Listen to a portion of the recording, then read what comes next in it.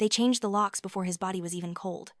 I stood there in my black funeral dress, mascara streaking down my cheeks, staring at the Victorian mansion that had been my home for 8 years.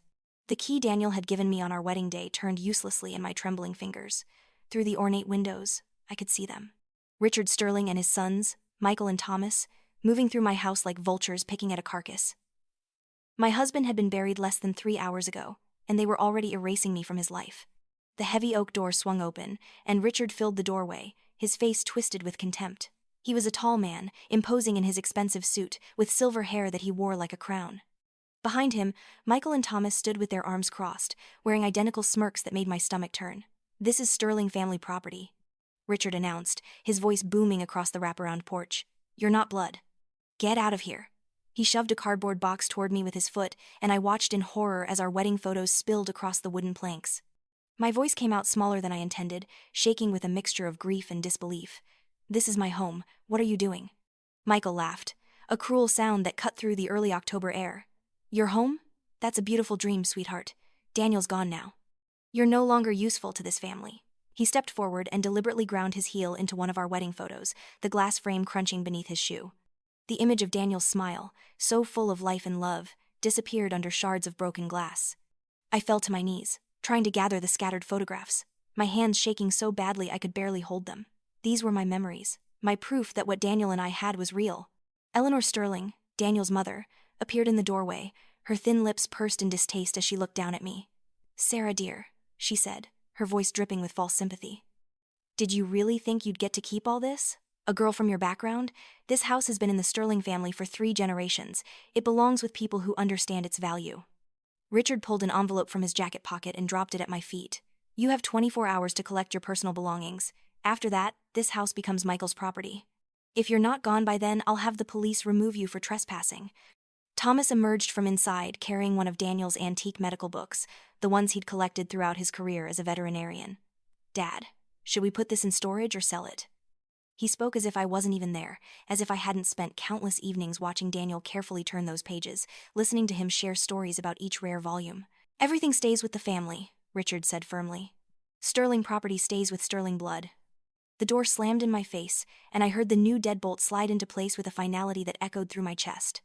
I stood there on the porch where Daniel had carried me across the threshold 8 years ago, where we'd sat on summer evenings planning our future, and I felt something crack inside me. But it wasn't breaking in defeat. It was something harder, sharper. It was rage crystallizing into determination. I walked to my car on legs that felt like they might give out at any moment, clutching the box of broken picture frames to my chest. As I drove away from the house on Maple Ridge Avenue, I caught a glimpse of Michael in the window, raising a glass of what was probably Daniel's expensive scotch in a mocking toast. They thought they'd won. They thought I was just going to disappear quietly, grateful for whatever scraps they might throw my way. They had no idea what was coming. The truth was, I'd known this day would arrive. Not the exact details, not the cruelty of changing the locks before the funeral reception had even ended, but I'd known that the Sterling family would try to push me out. I'd known it from the very first time I met them, 8.5 years ago, when Daniel brought me to their sprawling estate in Richmond's West End for Sunday dinner. I was 24 then, working as a veterinary technician at the clinic where Daniel had just taken over as the lead veterinarian.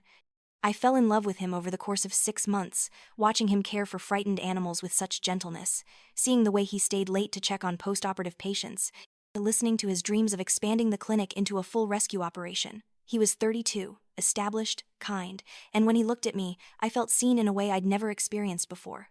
My background was nothing like his. I grew up in a small apartment in Ashland, north of Richmond, raised by a single mother who worked 2 jobs to keep us fed. I put myself through community college and certification programs. I had student loans and a 10-year-old Honda Civic. Daniel's family had old money, the kind that came with trust funds and property portfolios and memberships at country clubs where people like me only existed as staff. The first dinner at the Sterling mansion was excruciating. Eleanor greeted us at the door, her eyes traveling over my Target dress and department store shoes with barely concealed disdain. She didn't offer her hand.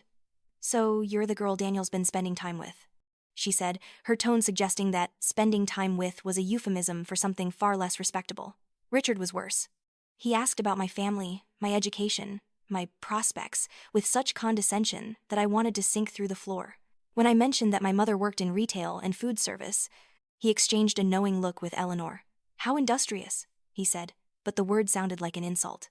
Michael and Thomas were in their late 20s then, both working in the family's real estate development business.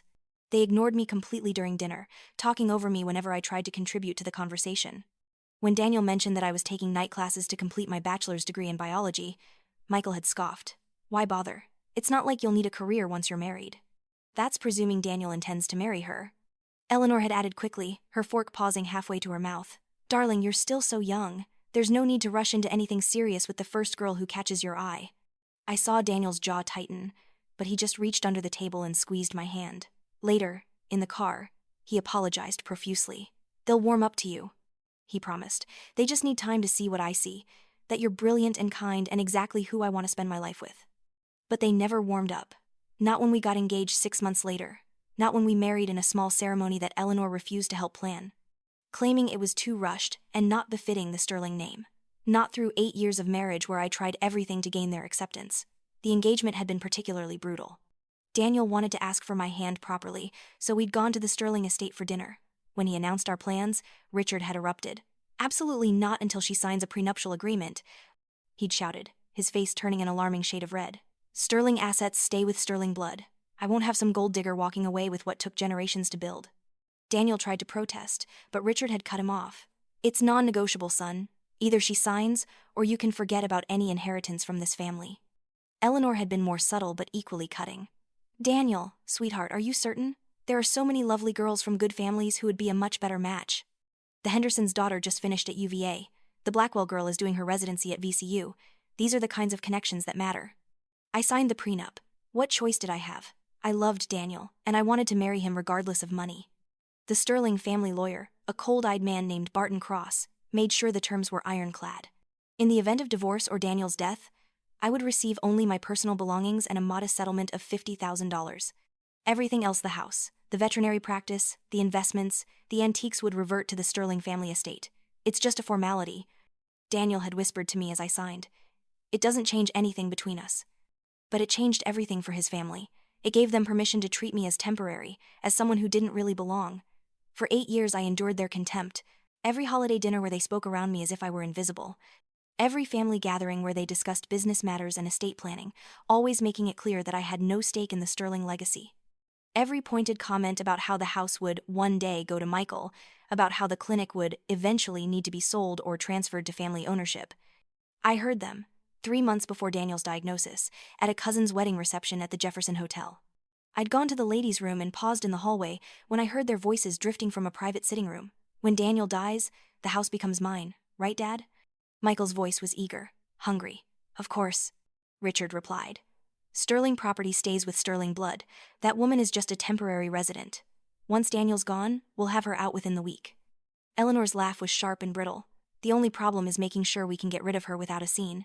These types can be very difficult when money's involved. They always think they're entitled to more than they deserve. That's why we changed the locks immediately. Thomas added, don't give her a chance to claim squatters' rights or steal anything valuable. Box up her cheap clothes and be done with it. I've already spoken with Barton, Richard said. The prenup is airtight. Even if she tries to fight it, she'll get nothing but that pittance we agreed to. The house, the clinic, the investments, all of it comes back to the family where it belongs. I stood frozen in that hallway, my blood running cold. They were planning my erasure like it was a business transaction, discussing the logistics of removing me from Daniel's life as casually as one might discuss getting rid of old furniture.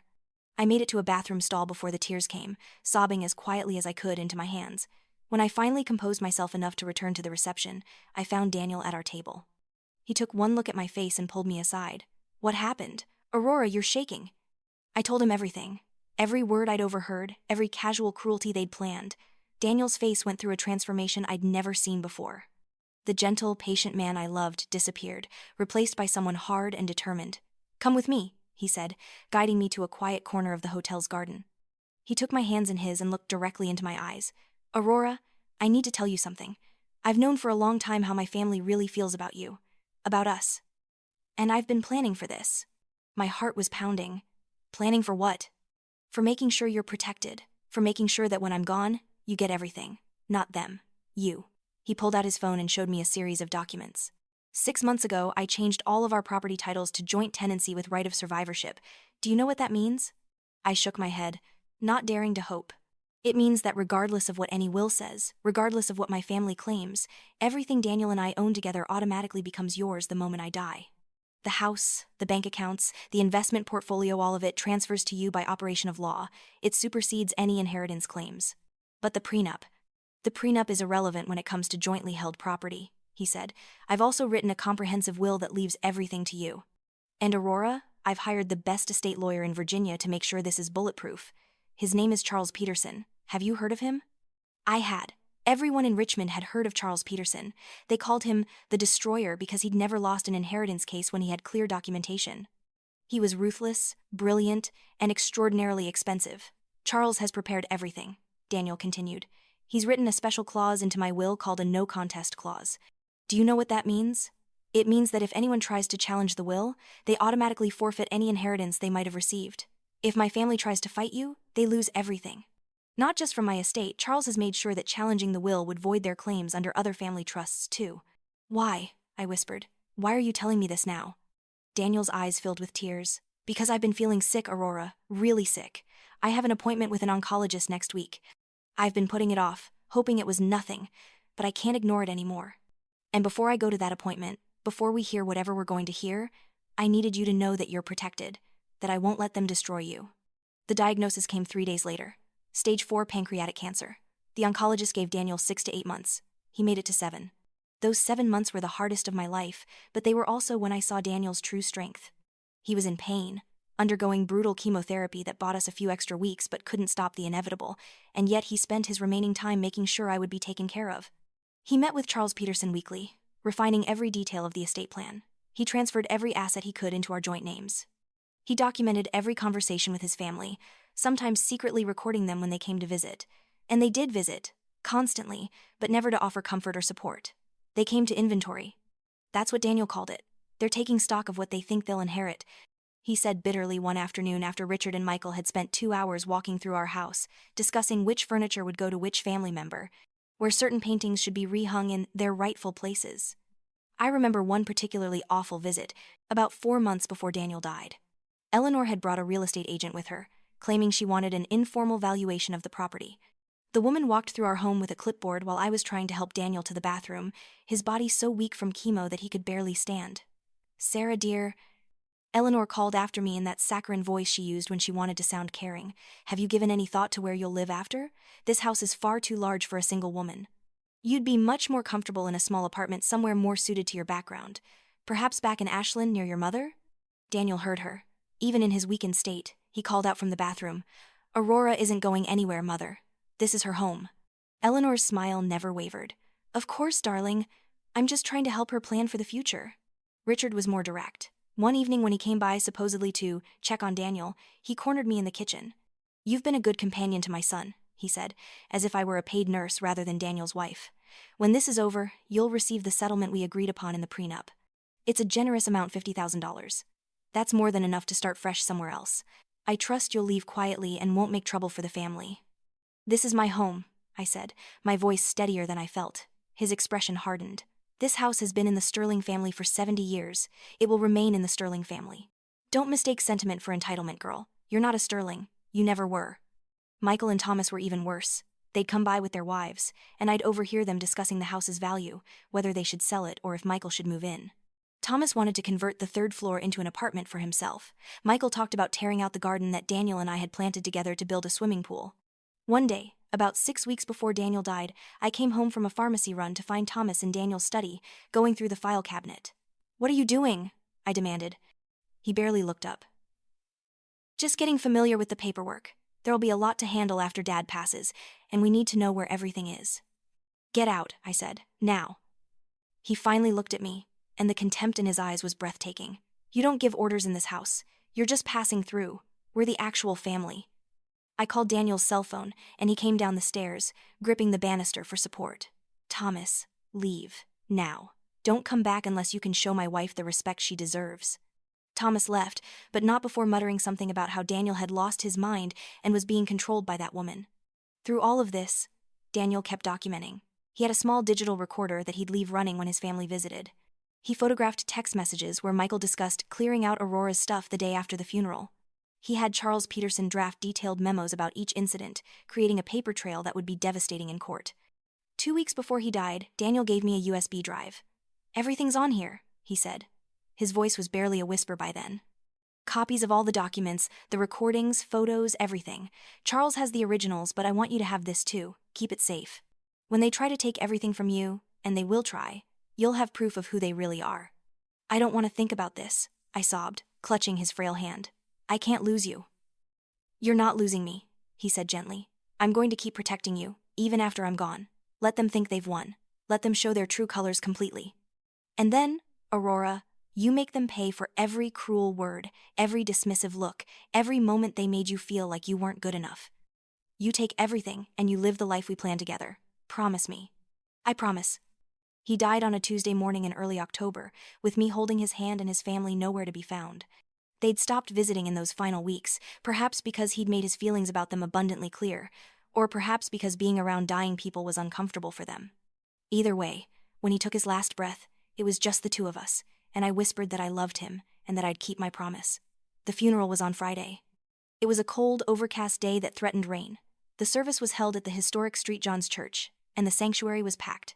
Daniel had been beloved in the Richmond community. His veterinary clinic had served low-income families for free or reduced cost, and he'd founded a rescue operation that had saved hundreds of animals. Person after person came up to me to share stories of Daniel's kindness, his generosity, his gentle humor. The Sterling family sat in the front pew, but they might as well have been in a different building. Richard stared straight ahead throughout the service, his face impassive. Eleanor dabbed at her eyes with a handkerchief, but I never saw actual tears. Michael and Thomas checked their phones repeatedly. Not once did any of them come to stand beside me, to put a hand on my shoulder, to acknowledge that I was grieving the loss of the man I'd loved for 9 years.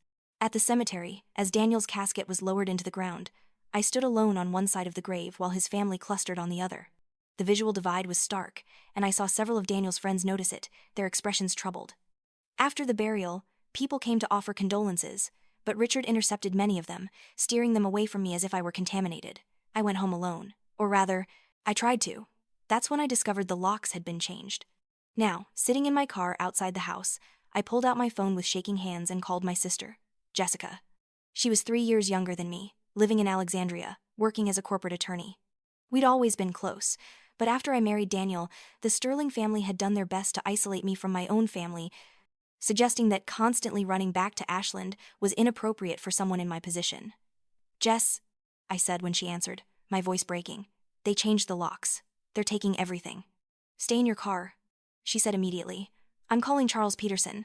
Don't engage with them. Don't try to go in. Don't do anything. We need this to play out exactly right. But my things. Aurora, listen to me. Let them dig their own graves. Every minute they're in that house, touching those things, they're building your case. Charles is going to destroy them, but only if we do this right. Can you hold on for a few more hours?" I looked up at the house, saw Michael pass by a window carrying what looked like one of Daniel's vintage medical instruments. "I can hold on." "Good. I'm leaving work now. I'll be there in 2 hours. Charles will meet us there. And Aurora? They have no idea what's coming." Those 2 hours felt like an eternity. I sat in my car, parked down the street where I could watch the house but hopefully wouldn't be noticed. I watched them carry out box after box, loading them into Michael's BMW SUV and Thomas's Mercedes. I watched Richard direct them like a general commanding troops. I watched Eleanor emerge with several of my own things, a jewelry box Daniel had given me, a cashmere coat, even some of my clothes. They weren't just taking Sterling family heirlooms. They were taking everything, erasing any trace that I'd ever lived there. My phone rang again. It was Charles Peterson. "Mrs. Sterling, this is Charles." Jessica briefed me on the situation. "I want you to know that what they're doing is criminal. We have them on breaking and entering, theft, and potentially fraud. But I need you to stay calm and let this unfold. Can you do that?" "Yes," I said, surprised by how steady my voice sounded. The rage that had been simmering since the funeral had crystallized into something cold and sharp. "Good. I'm 20 minutes away. When I arrive, we're going to confront them together. I want you to let me do most of the talking, but don't be afraid to stand up for yourself. They've been intimidating you for years. That ends today." Jessica arrived first, pulling up in her sensible accord. She got out and immediately came to my car, sliding into the passenger seat and pulling me into a fierce hug. "I'm so sorry," she said. "I'm sorry about Daniel. I'm sorry about these vultures. I'm sorry you've had to deal with this alone.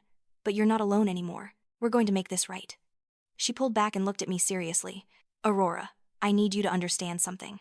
What Daniel did, the way he set up the estate, it's brilliant, almost certainly bulletproof.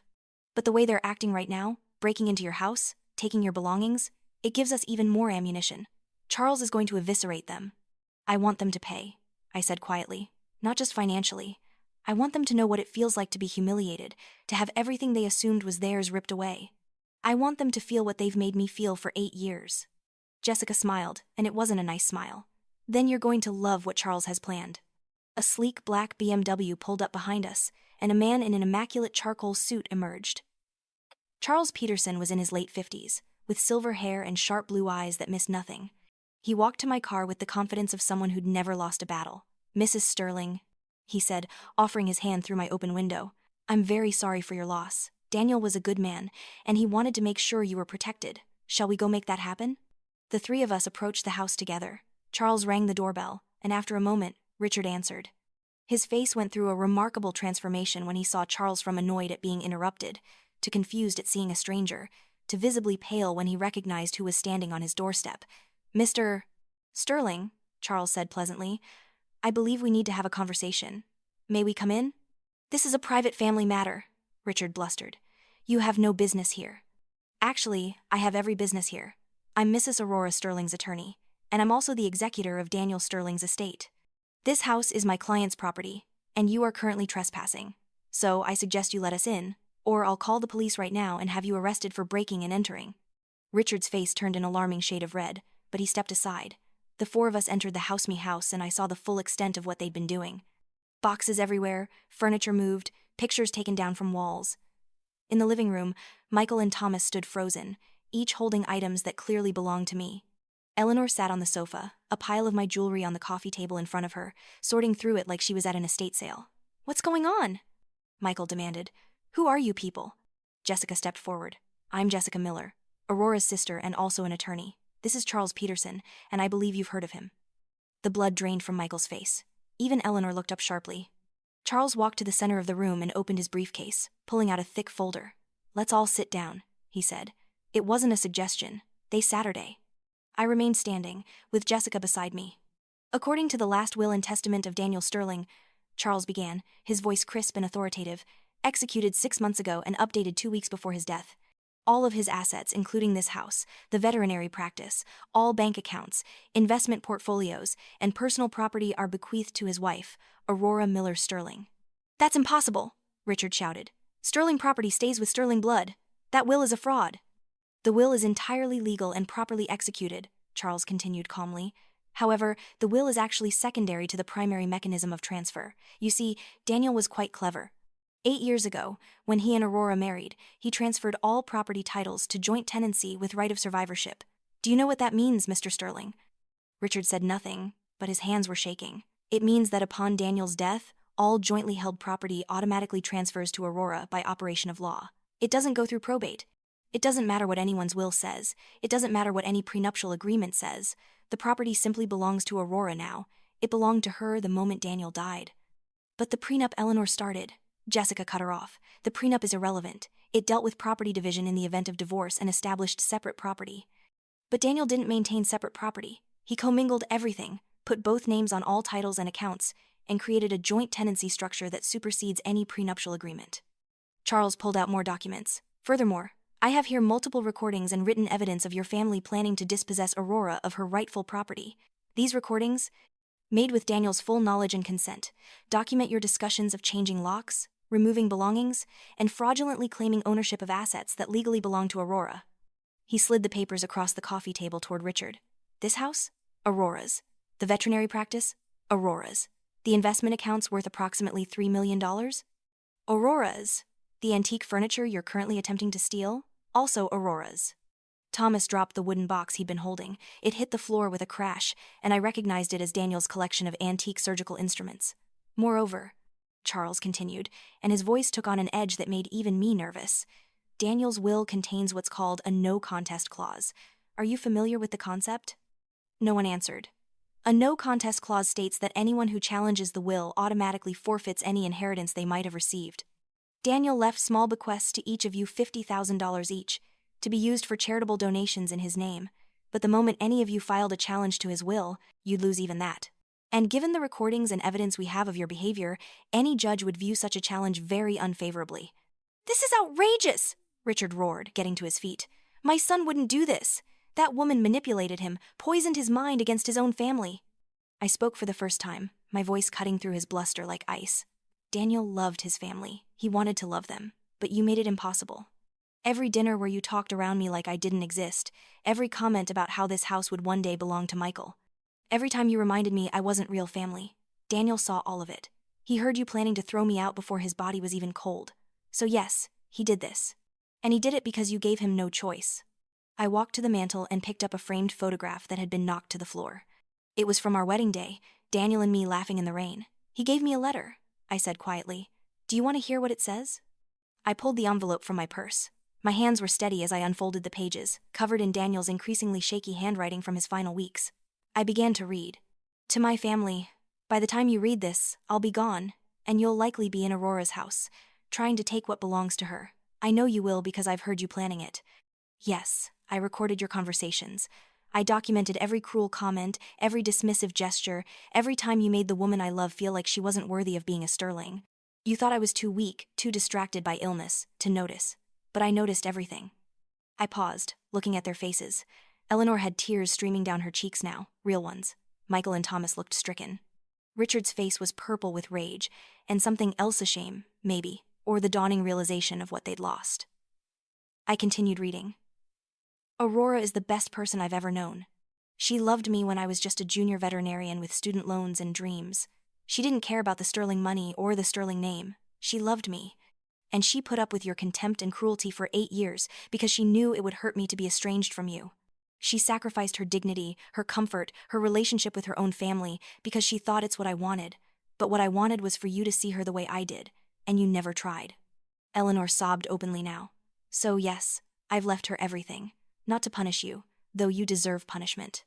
I've left her everything because she's my wife, my partner, my best friend. Because she earned it by being there when you weren't. Because she deserves a life without struggling, without fear, without people who look down on her for having the audacity to be loved by someone from a better family. And if you try to take any of this from her, you'll lose more than money. You'll lose whatever shred of dignity you have left when everyone finds out what you've done. I folded the letter carefully. The silence in the room was profound. Charles spoke again. You have a choice to make. You can accept the terms of Daniel's will, take your bequests, and leave Aurora in peace. Or you can fight this, and I promise you, I will make it my mission to destroy whatever reputation the Sterling family still has. I'll make sure every country club, every business associate, every social connection knows exactly what you did. I'll release the recordings. I'll give interviews. I'll make you infamous for all the wrong reasons. He paused, letting that sink in. Your call. Richard looked like he'd aged 10 years in 10 minutes. He slumped back onto the sofa, and for the first time since I'd known him, he looked defeated. How? He whispered. How did we lose everything? You didn't lose everything, I said quietly. You lost what you never earned. Daniel tried to make you understand that family is about love and respect, not blood and money. You refused to learn that lesson, so he taught you a harder one. Jessica stepped forward with another document. You have 1 hour to remove yourselves and return every item you've taken from this property. Everything. Mr. Peterson and I will be conducting an inventory, and if anything is missing, we'll be filing criminal charges for theft. The new locks you installed will be changed back at your expense. And if any member of the Sterling family sets foot on this property again without Aurora's explicit permission, you'll be arrested for trespassing.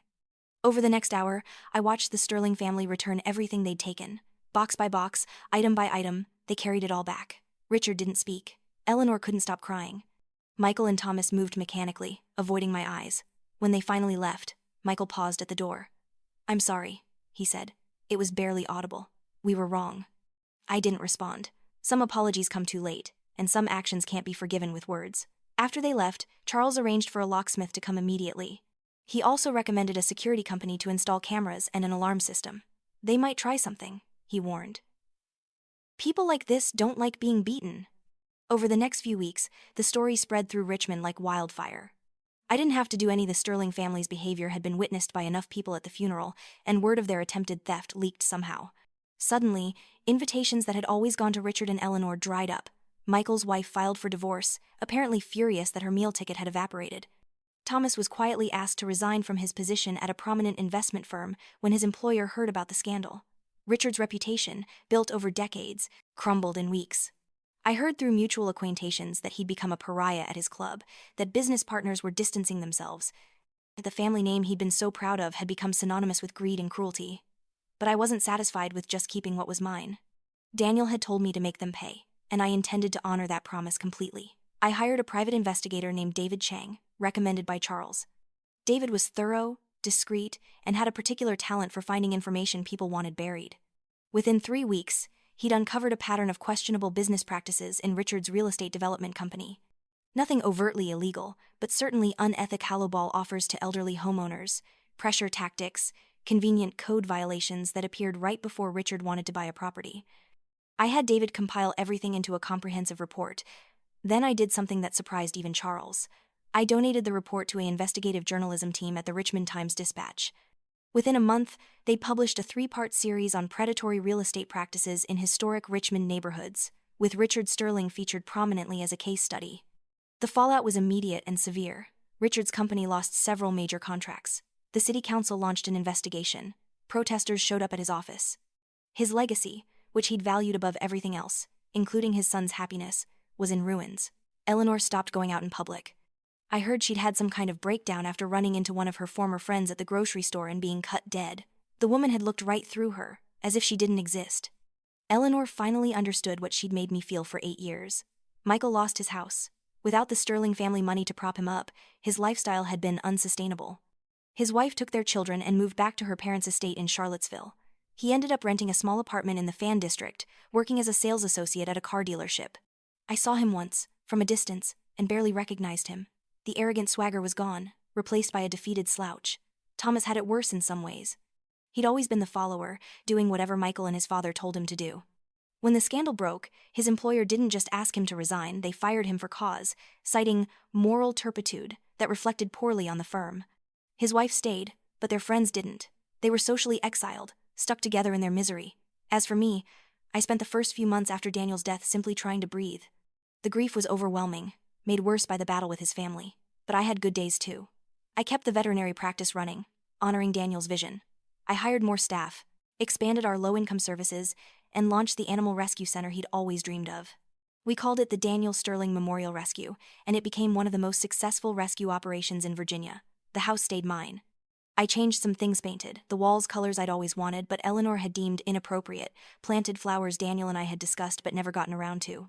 Converted one room into a library filled with books about animals and conservation, but I kept the important things the same. His study remained exactly as he'd left it. Our bedroom still had the quilt his grandmother had made. The garden we'd planted together flourished under my care. Jessica visited often, staying in the guest room on weekends. My mother came down from Ashland and spent a month with me, cooking the comfort foods of my childhood and just being present. I reconnected with friends I'd drifted away from during my marriage, rediscovering parts of myself I'd suppressed trying to fit into the Sterling mold. 6 months after Daniel's death, I was working in the garden when a car pulled up. I tensed, worried it might be one of the Sterlings, but it was Eleanor, alone. She looked older, grayer, diminished. She got out of her car slowly and stood at the garden gate, not presuming to enter. "Aurora," she said, "may I speak with you for a moment?" Every instinct told me to say no, to send her away, to protect the peace I'd been building. But curiosity won. "All right." She didn't come closer, didn't try to enter the property. "I wanted to apologize," she said. "I know it's too late, and I know words can't undo the damage. But I needed to say it anyway. We were wrong. I was wrong. About you, about Daniel's choices, about what matters." I waited, saying nothing. "I've lost everything that mattered to me," she continued, her voice breaking. "My husband's reputation is destroyed. My sons won't speak to each other. My grandchildren barely know me. And it's all because we couldn't see that Daniel had found something precious, and instead of celebrating it, we tried to destroy it." Tears rolled down her cheeks. "You were good to him. You made him happy in a way we never could. And we repaid your kindness with cruelty. I don't expect forgiveness. I just wanted you to know that I understand now. I understand what we lost." She turned to leave, but I found myself speaking. "Eleanor, wait." She turned back, hope flickering in her eyes. "I appreciate the apology," I said carefully, "but you need to understand something. The problem wasn't just that you were unkind to me. It's that you taught Daniel that love was conditional, that family meant obligation rather than affection. You made him feel like he had to choose between his family and his happiness. That's a terrible thing to do to someone you love." "I know," she whispered. "Daniel forgave you. I continued. Even after everything, he wanted you to be better. That's why he left you those bequests, even knowing you'd try to cheat me out of my inheritance. He hoped that losing everything would teach you what he couldn't. Eleanor nodded, crying openly now. I'm not Daniel, I said firmly. I'm not as forgiving, but I'm not cruel either. You want to rebuild relationships with your grandchildren? I won't stop you. You want to try to repair things with your sons? That's between you and them. But we will never be family. You made sure of that a long time ago. I understand, she said. Thank you for listening. She left, and I never saw her again. I heard, years later, that she'd moved to a small condo in Florida, trying to start over somewhere no one knew the Sterling name. I felt a flicker of pity for her, but mostly I felt relief that she was gone. A year after Daniel's death, I started dating again. It felt strange at first, disloyal somehow, even though I knew Daniel would want me to be happy. I met Marcus at a fundraiser for the rescue center. He was a veterinarian too, someone who understood the work and the passion behind it. He was patient with my grief, never pressuring me, never trying to replace Daniel. He just offered companionship, laughter, and eventually, love. We got married 2 years later, in a small ceremony in the garden of the house. Jessica was my maid of honor. Marcus's family welcomed me warmly, never once making me feel like I didn't belong. It was everything my marriage to Daniel should have been, without the shadow of the Sterling family looming over us. The veterinary practice thrived. The rescue center saved thousands of animals. I went back to school and finished my biology degree, then got my DVM. I became Dr. Aurora Sterling Morrison, building a career and a life that was entirely my own. 5 years after Daniel's death, I received a letter from Michael. It was brief, handwritten on plain notebook paper. He'd gotten sober, he said. He was in therapy. He'd realized that his entire life had been built on entitlement and arrogance, and he was trying to become a better person. He didn't ask for anything. He just said he was sorry, and that he hoped I was well. I wrote back, a short note acknowledging his apology and wishing him well in his recovery. We never became friends, never rebuilt any kind of relationship, but I appreciated the gesture. It meant that something, at least, had been learned from all that pain. Richard died of a heart attack 7 years after Daniel. I didn't go to the funeral. I sent flowers, a simple arrangement, because Daniel would have wanted me to show some grace. I heard the service was sparsely attended, that the man who'd once commanded such respect in Richmond society was mourned by almost no one. I felt sad about that, not for Richard himself, but for the waste of it all a life spent building a legacy that crumbled the moment it was tested. Thomas reached out 10 years after Daniel's death. He'd gotten divorced, moved to Colorado, started working as a hiking guide. He said the mountains had given him perspective, that he'd finally understood how small and petty his old life had been. He asked if he could visit sometime, see the rescue center, maybe volunteer. I said yes, surprising myself. When he came, he was different Thumbler, kinder, more real. He spent a week helping at the rescue, mucking out stalls and walking dogs, and he never once mentioned the Sterling family fortune, or the house or anything we'd fought over. On his last day, we sat on the back porch watching the sunset. I think about that day all the time, he said quietly. The day we changed the locks, I was so sure we were right, so convinced that you were the outsider trying to take what wasn't yours. I was an idiot. You were taught to think that way, I said. Your father taught you that blood and money mattered more than love and character. It wasn't entirely your fault. That's generous, he said. More generous than I deserve. Maybe, I agreed, but holding on to anger only hurts me. You seem like you've changed. That's enough. We stayed in occasional contact after that. Christmas cards, the odd email. It wasn't a deep relationship, but it was civil, and that was more than I'd thought possible. The house remained my sanctuary. I updated it over the years, modernized some things, but kept its Victorian character intact. I hosted fundraisers there for the rescue center, opened it up for community events, made it a place of warmth and welcome instead of the cold museum it had been under Sterling control. People told me the house felt different now, lighter somehow. I liked to think Daniel's spirit was pleased. I never forgot what the Sterling family did. How could I? But I also never let it define me. They'd tried to make me feel small, temporary, unworthy. Daniel had given me the tools to prove them wrong, but I'd done the actual work of building a life worth living. The money helped. Certainly it gave me security and options I'd never had growing up in that small apartment in Ashland. But the real victory was in refusing to let their cruelty break me. Sometimes, late at night when I couldn't sleep, I'd go to Daniel's study and sit in his chair. I'd think about that conversation we'd had in the hotel garden, when he'd told me about his plans to protect me. I'd remember the determination in his eyes, the anger on my behalf, the love that fueled his revenge. We did it. I'd whisper into the darkness. They tried to erase me, and instead they erased themselves. You made sure of that. I liked to imagine he could hear me, that some part of him was still there in the house we'd shared. I'd remember the good times before the diagnosis, before the cancer, when we'd been young and in love and everything had seemed possible. I'd remember lazy Sunday mornings in bed, working together at the clinic, planning the rescue center that now bore his name. The Sterling family had tried to take all of that from me. They'd tried to reduce my 8 years with Daniel to a brief inconvenience in the family history, something to be erased and forgotten. Instead, I'd turned those 8 years into a foundation for a life that honored Daniel's memory far better than they ever could. 15 years after Daniel's death, I stood in the ballroom of the Jefferson Hotel at a charity gala for the rescue center. We'd just announced a major expansion, funded by a large donation from a grateful family whose daughter's life had been saved by a therapy dog we'd placed with her. The room was full of Richmond's elite, the new generation, people who judged you by your character and contributions rather than your bloodline and bank account. A woman approached me, someone I didn't immediately recognize. She was about my age, stylishly dressed, with kind eyes. "Dr. Morrison?" I wanted to introduce myself. "I'm Catherine Blackwell. My mother used to know Eleanor Sterling." I stiffened slightly, old defensive habits kicking in. She must have noticed because she smiled gently. "I'm not here to defend them. Actually, the opposite. My mother told me the whole story, what they did to you, how Daniel protected you, how you've built all of this." She gestured around the room. "I wanted to say that I think you're remarkable. What you've accomplished with the rescue center, the way you've honored Daniel's memory, it's inspiring." "Thank you," I said, meaning it. My mother said Eleanor Sterling used to brag about her family's legacy, about the Sterling name and what it represented. "But you're the one who built a real legacy. This rescue center will help animals and people for generations. That matters more than any amount of old money or social status." After she walked away, I stood for a moment, letting her words sink in. She was right. The Sterling family had been so obsessed with preserving their legacy that they'd destroyed it. Meanwhile, I'd built something that would outlast all of USA Place of healing and hope, funded by Daniel's love and my determination. That night, I drove home to the Victorian house on Maple Ridge Avenue. Marcus was already asleep, but he'd left a light on for me in the entryway. I walked through the quiet rooms, touching familiar objects, remembering. The house that the Sterlings had tried to steal from me was now a home in the truest sense, filled with love, laughter, friends, and purpose.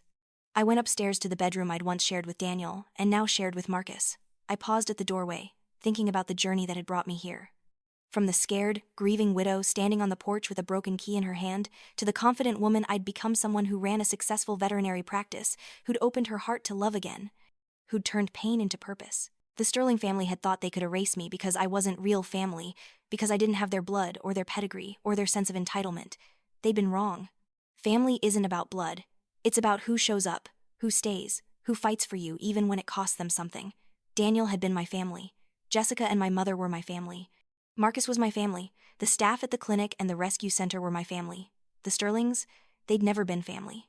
They'd been a cautionary tale about what happens when you value appearances over authenticity, when you confuse heritage with worth, when you forget that love is the only currency that really matters.